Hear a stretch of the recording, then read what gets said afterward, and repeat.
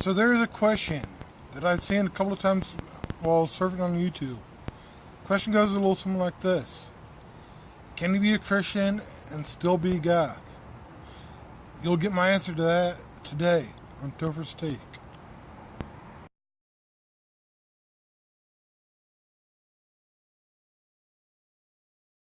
So can you be a Christian and still be Goth? Like I said, it's a pretty semi-common question on YouTube. If you go to christiangoth.com, they have a section called, why am I a Christian and still Goth? And I'll admit, I've got, similar questions. I've got people who do double takes, when they see me and they're like, wait a minute, you're a Christian? Wait a minute, you know the Bible better than I do? And they're just, it confuses them, how somebody can dress like this and still maintain their faith. And personally, I think that's a silly question.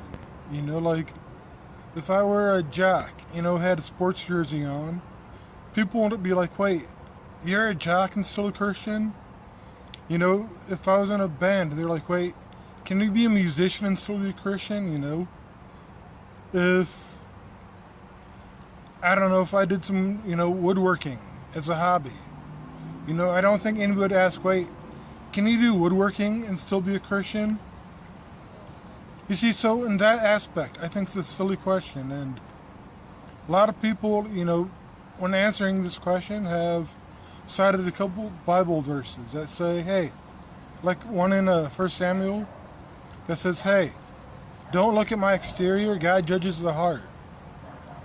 And you see, people use those verses, for, the don't judge my exterior, but I'm going to take you guys one step further today. Look at my heart, okay? God said that, Christ said that, we will know, people will know we are Christians by our love.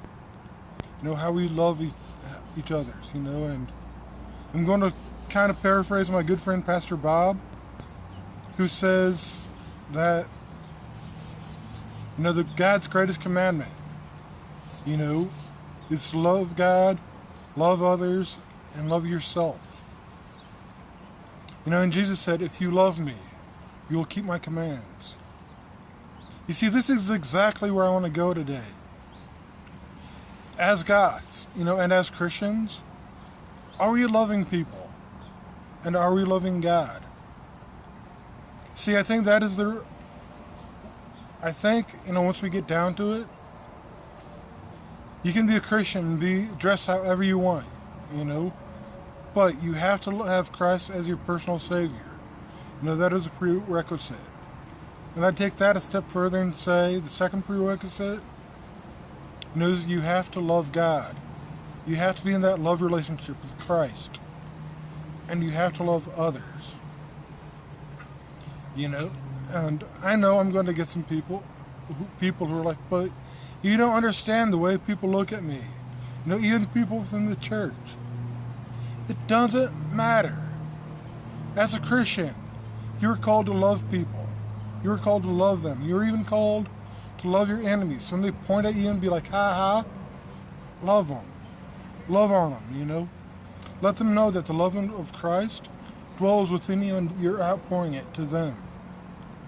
And if you're one of the Christians out there who are, actually I've wondered this, well, can somebody a Christian be and dress like this? Maybe you're not a Goth. Maybe you don't dress like this, and maybe you're trying to understand. My call to you is exactly the same. Love on those people who dress differently than you, who maybe like different music than you. Extend your hand in friendship and love. And in love. Because really, if more Christians acted in love, we probably wouldn't have these, questions.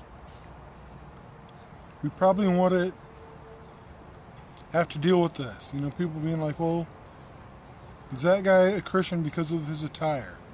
Like I said, I think that's a silly question because we need to try to look beyond the exteriors and judge the heart and see what people are doing and how they're loving God and loving others. If you like this video, remember to like it and subscribe. And my name's Tofer, and today that's my take. Peace.